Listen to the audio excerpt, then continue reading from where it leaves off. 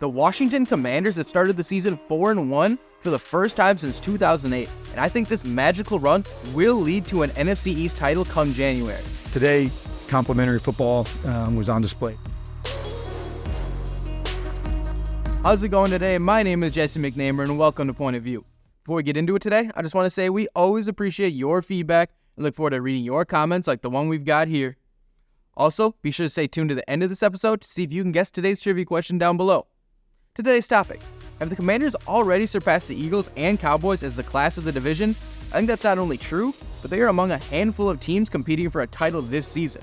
Now, I've tried to hold off on this take, but the dam is broken, and I'm fully in on their chances of representing the NFC in the Super Bowl. Part of it is that no other team has fully convinced me that they are a class above the rest, but all the credit still goes to the guys in the DMV.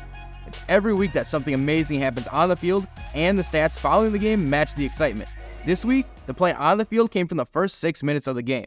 Jayden Daniels evades the free rusher and unleashes a 55-plus yard pass on the run to Terry McLaurin, who ends up inside the 5. The Commanders scored a couple plays later and never looked back en route to a 34-13 victory. And this is where the weekly wow stats come in for Washington.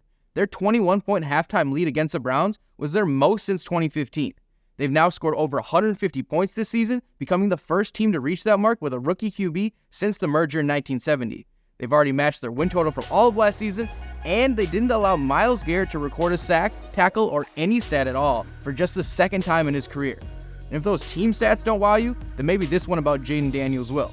He is the first player in NFL history to record 1,000 or more passing yards and 250 or more rushing yards through the first 5 games of their career. It's pretty incredible what they've done so far, and the point I'm trying to make is that this team is different from what they've been in the past and from what we have come to expect from teams with rookie QBs. I mean, they're averaging over 30 points per game after averaging under 20 last season. This type of turnaround under the circumstances is nearly unheard of, and just about everyone deserves credit. Jayden Daniels was even asked after the game about some of the vets saying this team was different. Here's what Washington's Golden Boy said in response. I'm just excited for those guys to for them to have this feeling, and it's exciting times to get back and go to work, and we're on to the next week now. The man is unflappable and all about business, and when he talks about the vets, it feels like he's talking to the fans as well. He knows the hardship that's gone on in Washington for years, and it seems to be taking the role as leader of the franchise as well as anyone could expect. And with the 4-1 start to the year, he has the Commanders at the top of the division, and I think it's very possible they hold that position throughout the year. However, I do have questions about the defense. They looked pretty incredible against the Browns, but for the season, they've allowed 115 points, which is tied for the 5th most in the NFC. And they have a huge test coming on Sunday as they travel to Baltimore to take on the Ravens, who have won 3 straight and scored 28 points or more in each game of that stretch.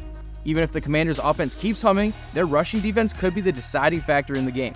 They rank 22nd in rushing yards allowed per game, while the Ravens lead the NFL in yards on the ground. If Washington can find a way to pull out a win against one of the top contenders in the league, I don't think there's a limit to what they can accomplish this season. And again, we could talk all day about everyone who deserves credit for this start, but it all comes back to the new ownership changing the direction of the franchise. For more on how the Commanders are finally a normal, functioning NFL team, check out this past episode of Point of View. And the moment you've been waiting for, here's the answer to today's trivia question. We appreciate you tuning in, and we will see you in the next one.